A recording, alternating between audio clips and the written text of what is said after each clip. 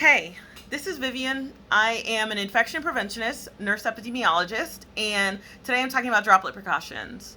So, the way that you get a lot of flu-like illnesses, one of the ways, is by respiratory droplets. That is when something comes out of your respiratory system, either your nose, mouth, and they expel by respiratory droplets.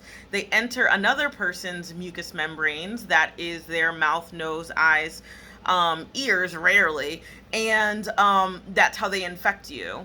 And so I'm going to list off a number of bacteria and viruses that you can get by respiratory droplets. But what made me think of this is the kissing disease, which is mono or Epstein-Barr. It is one of the herpes viruses, but it can be obviously it is easy to get by contact. So obviously that's why it's called the kissing disease.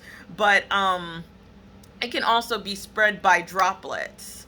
And so number one is don't kiss anybody you don't know. But you can also wear a mask for the rest of these or get vaccinated for these other ones that sound super ancient. So diphtheria, there's a vaccine for that. You probably haven't heard of it in a while.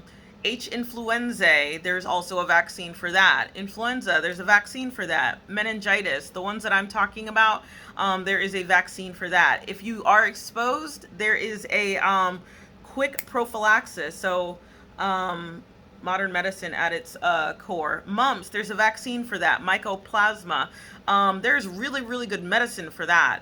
Mycoplasma pneumonia, definitely wear a mask when you go near that room. Parvovirus B19, there is medication to make you feel better, but there's no vaccine or treatment, I believe, for that. Pertussis, there's a vaccine for that. Pneumonic plague, there is treatment. I'm not sure if there is a vaccine for that. Actually, that might be a bacteria, so there is treatment for that. Strep, group A strep, there is treatment for that because it's a bacteria. You take antibiotics, and within 24 hours you're no longer contagious, but as long as you're coughing, sneezing, you should wear a mask. Rhinovirus, this is a really fun one. Usually around the time that kids go back to school, this usually goes nuts. So this is just cover your mouth and nose. Rubella, there's a vaccine for that. SARS, obviously, number one, we got control over. COVID is what we're working on now. So wear your mask and get the vaccine.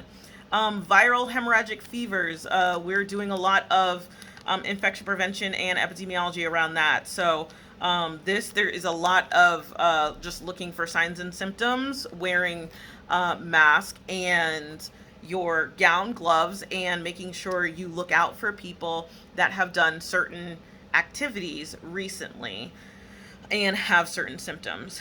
Also, if you have any fever, coughing, sneezing, or somebody else has fever, coughing, sneezing, and you have to have intimate contact with them, definitely one of you should be wearing a mask at least, if not the sick person. Nurses have been wearing these masks for years and have not gotten sick, healthcare providers in general. And so they work well. I have not gotten sick. I have not gotten any of the diseases on that list because I have been vaccinated or have been wearing this mask while working with those people. So that is droplet precautions. Definitely wear your PPE and perform hand hygiene. Thanks. Vivian, epidemiologist, infection preventionist.